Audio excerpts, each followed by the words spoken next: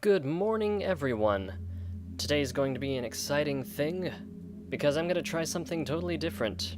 Today I'm going to take you through the entire process of doing a complicated long animated shot for my new short film that I'm working on, showing you each phase in time-lapse, and I am going to narrate the thought process behind everything that I'm doing.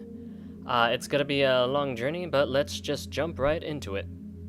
So this is a rough animatic of the thing I'm going to be creating.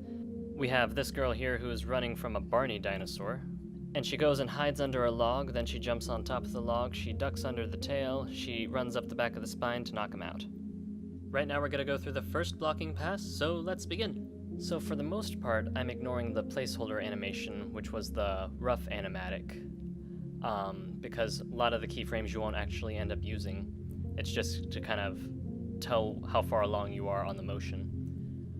To start out the shot, she ducks to the side, and I'm going to have the dinosaur chomping at her from the left, and she is going to catch herself on the ground and then use her forward momentum to kick herself back up and then start running towards the camera as the camera's pulling backward. Right now I'm just getting in the rough shapes, the left and forth back motion of the legs running for a few steps.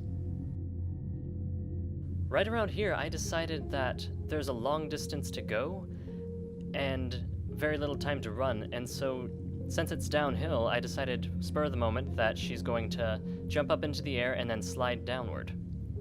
And the purpose for that, one, it was just to speed it up since the camera was moving a lot faster than she was. But also there's a rule in animation that it's wise to establish a pattern and then break it. So for this instance, I established the pattern of her running back and forth for a few steps, and then I break it with her jumping and sliding, and that keeps the animation unpredictable and lively and more visually engaging, which is a good thing.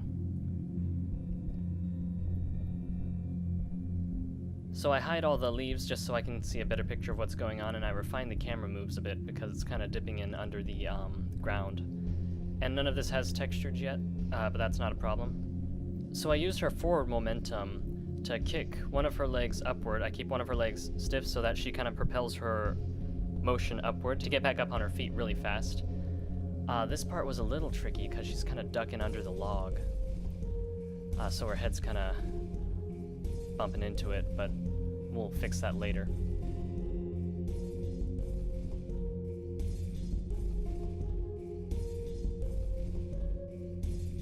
So looking back to it, I think I'm going to need to refine this animation because there's no anticipation for the jump. She just kind of goes from walking to flying through the air. And she needs to bend down a little bit beforehand just to get that momentum going, like this. Looking back to it, it's not enough for how far she jumps. So her jumping from the rock to the log transitions us into the second phase of the shot. She grabs onto the log, but she doesn't really have a strong footing, so she needs to get up from that and then start running in the foreground while the dinosaur is turning in the background. I actually really like the pose of her slipping because it has a really strong silhouette, and we can see the body pose clearly as she's trying to get her footing. Some of these poses are a little awkward, just because the proportions are kind of funny, like a massive head and tiny body. And then it's always good to just play back and see how far along you're going.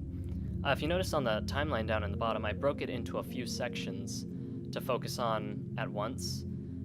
So I focused on the first section of her running and sliding, and now I'm in the middle section of the shot where she is running along the foreground, and it's very video game looking, which I kind of like. Some of the poses of her running on the log I feel like I'll definitely need to renovate because the steps are few and far between, but we'll see how that turns out.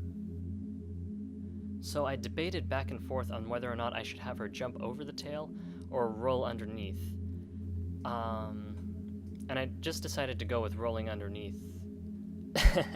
I don't think I have any reasoning behind it, I just decided for it, other than going over the tail felt a little too fantastic to me. So I just... too fantastic, I mean, it's a character running from a psycho Barney dinosaur.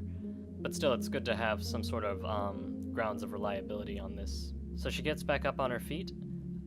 Some of these poses are a little awkward and will need to be adjusted and polished.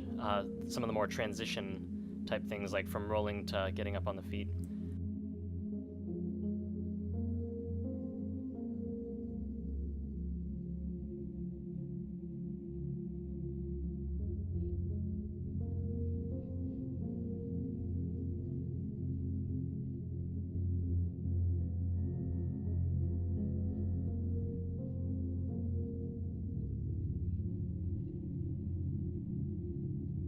right here, I actually totally forgot. I was going to have her grab a branch or a stick when she ducked under the log, but I forgot to put it in there. And so along the way, I decided that she's going to grab a piece of bamboo that's sticking out of this rock, conveniently, and that the dinosaur tail is going to get stuck on the rock. There's going to be a few bigger rocks that fall onto it when it hits, which I'm going to add in later. And she's going to grab the piece of bamboo and then run up the spine of the dino. The dino spine. The dino spine. Adjusting it so that it's conveniently placed.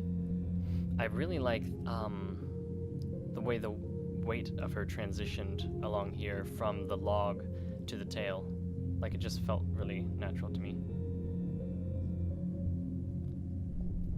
Unfortunately, I forgot to record the last section of her running up the spine of the dino. So, my bad, guys. Hopefully future editions won't have those kind of mistakes, but here's the final result. So I think we got some good things going. Parts of it will need to be tweaked as we go along, but we'll get there when we get there. Thank you guys so much for watching. I'm going to start putting out videos more consistently, so thanks for sticking with me, and stay fantastic.